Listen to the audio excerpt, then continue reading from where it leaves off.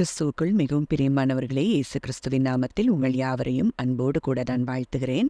இந்த நாளிலும் தேவன் நம்மோடு கூட இடைப்படுகின்ற வார்த்தை மார்க்கு 9ஆம் அதிகாரம் 23ஆம் வசனம்.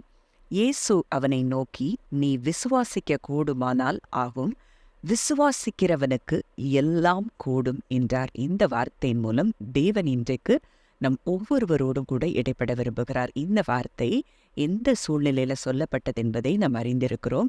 ஒரு ஊமையான ஆவி பிடித்த தன் மகனை அங்கே சீஷர்களிடத்தில் அந்த மனிதன் கொண்டு வருகிறான். அவர்களால் அந்த ஆவியை துரத்த முடியாமல் போனபோது அங்கே இயேசுவினிடத்தில் கொண்டு வரும்போது அங்கே இயேசு சொன்ன வார்த்தை தான் இந்த வார்த்தை என்பதை நம்ம பார்க்கிறோம். அப்போ இங்கே விசுவாசம் நம் வாழ்க்கையில் இருக்கும்போது, அப்போ தேவனுடைய வல்லமை நம் வாழ்க்கையில் செயல்பட வேண்டும் என்றால் அங்க நமக்கு என்ன வேணும்? விசுவாசம் வேணும். அப்போ இன்றைக்கு பல வேளைகள்ல பல காரியங்கள்ல இன்னும் நம்ம பதில்களை பெற்றுக்கொள்ள முடியாமல் இருப்பதற்கு காரணம் ஒருவேளை தேவையற்ற பயங்களும் அவிசுவாசங்களும் நிறைந்த நிலையில நம்ம இருக்கிறபடியினால அவருடைய வல்லமை செயல்பட முடியாமல் போனதை நம்ம பார்க்கிறோம்.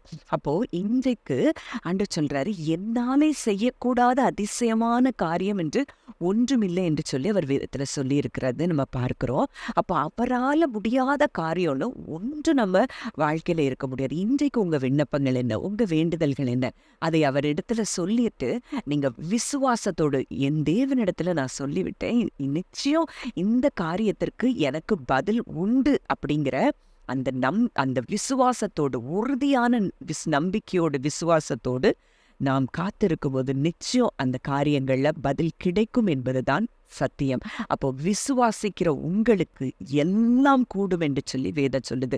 அப்போ அந்த ஃபெய்த் ஒரு கீ மாதிரி இருக்குது நம்முடைய அந்த ஆசீர்வாதத்தை சுதந்திரித்து கொள்றதுக்கு. அப்போ இந்த விசுவாசம் அப்படிங்கிறது ரொம்ப கஷ்டப்பட்டு ஐயோ விசுவாசிக்கணும்னு சொல்லி கஷ்டப்பட்டு வர வேண்டிய காரியம் இல்லை. அவரை அறிந்து கொள்வதின் நிமித்தம் அவருடைய அன்பையும் அவருடைய வல்லமையையும் நாம் அறிந்து கொள்ள விசுவாசம் நமக்குள் தானாக பெருக ஆரம்பிக்கும்.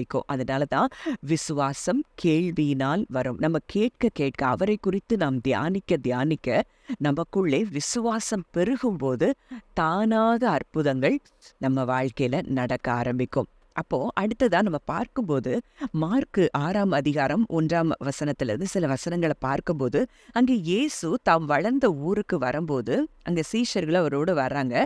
அங்க ஜெப ஆலயத்தில் அவர் உபதேசம் பண்றாரு. அநேகர் அதை கேட்டு ஆச்சரியப்பட்டு, இவனுக்கு எங்கே இருந்து இந்த ஞானம் வந்தது? இவன் கைகளினால் இப்படிப்பட்ட பலத்த செயல்கள் நடக்கும்படிக்கு இவனுக்கு கொடுக்கப்பட்ட ஞானம் எப்படிப்பட்டது அப்படின்லாம் சொல்றாங்க. அப்போ அவங்க அவரை தேவனாய் பார்க்கல, ஒரு சாதாரண மனிதனாய் பார்த்தது நிமித்தம் அங்கே அவரால் என்ன செய்ய முடியலையா? அற்புதங்களை செய்ய முடியவில்லை என்று சொல்லி 5ஆம் வசனத்துல சொல்லப்பட்டிருக்கு. அங்கே அவர் சில நோயாளிகள் மேல் கைகளை வைத்து அவர்களை குணமாக்கினதே அன்றி வேறொரு அற்புதமும் செய்யக்கூடாமல். அப்போ என்றைக்கு அவருடைய வல்லமையும் அவரையும் நாம் தாழ்வாக பார்க்கிறோமோ, அதை குறைவாக மதிப்பிடுகிறோமோ, அங்கே அவரால் அற்புதங்களை செய்ய முடியவில்லை என்று சொல்லி நம்ம பார்க்கிறோம். அப்போ அவர்களுடைய அவிசுவாசத்தை குறித்து அவர் ஆச்சரியப்பட்டாரா? இப்படியும் ஒரு அவிசுவாசம் இருக்குமா அப்படின்னு சொல்லி ஆச்சரியப்பட்டதை குறித்து வேதத்தில் சொல்லப்பட்டிருக்கிறத பார்க்கிறோம். அப்ப இன்றைக்கு நம் தகப்பனால் கூடாத காரியம் ஒன்றுமில்லை. அவர் மனுஷரால் இது கூடாதுதான், தேவனால் எல்லாம் கூடும் என்று சொல்லி வார்த்தை சொல்லுது. அப்போ இன்றைக்கு என் தேவனால் எல்லாம் கூடும். நான் இன்றைக்கு அவர்கிட்ட ஒரு விண்ணப்பத்தை வைத்திருக்கிறேனா, இந்த காரியத்துல அற்புதத்தை செய்ய என் தேவனால் கூடும் என்று சொல்லி அசைக்க முடியாத நம்பிக்கை, உறுதியான விசுவாசம், காணப்படாதவைகளின் மேல வைக்கிற நம்பிக்கை. ஒருவேளை இன்றைக்கு நாம் காண்கிறது உண்மை அல்ல, நாம் காணாத அந்த உலகத்தில் நமக்காக தேவன் செயல்படக்கூடிய காரியங்கள் தான் அது நிஜமா இருக்கிறது. அப்படிப்பட்ட அற்புதங்களை இன்றைக்கு தேவன் நமக்கு செய்ய அவர் வல்லவராயிருக்கிறார். அப்போ இன்றைக்கு நம்ம செய்ய வேண்டியது அந்த விசுவாசத்தின் இளைப்பாறுதலுக்குள்ள நம்ம கடந்து போக வேண்டும். எதை குறித்தும் பயம் இல்லாம, அவிசுவாசம் இல்லாம, முறுமுறுப்பு இல்லாம, புலம்பல் இல்லாம, என் அப்பாட்ட நான் கொடுத்துட்டேன், நிச்சயம் எனக்கு இதற்கு பதில் உண்டுன்னு சொல்லி அவரை விசுவாசித்து அவரை துதித்து ஸ்தோத்தரிக்கும் போது நிச்சயமா இந்த காரியங்கள்ல அற்புதங்களை நீங்க பார்ப்பீங்க.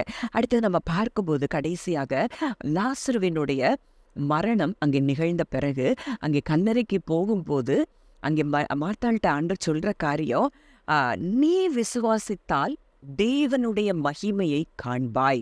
அப்போ இங்க ஆண்டவர் சொல்றாரு, நீ விசுவாசிச்சா போதும் தேவனுடைய மகிமையை நீ பார்ப்ப. அப்போ இன்றைக்கு நம்ம விசுவாசிக்கும் போது நம்ம வாழ்க்கையில அவர் செய்ய போகிற மகிமையை நாம் நிச்சயம் அன்றைக்கு மரித்து 4 நாட்களான லாசருவை அவராலே உயிரோட எழுப்ப கூடுமானால், இன்றைக்கு உங்க வாழ்க்கையில என்னென்ன காரியங்கள், என்னென்ன சூழ்நிலைகள், என்னென்ன உடல் உறுப்புகள் மரித்து போய் இருக்கிறதோ அதை எல்லாவற்றையும் உயிர்ப்பிக்கக்கூடிய வல்லமை அவரிடத்தில் இருக்கிறது.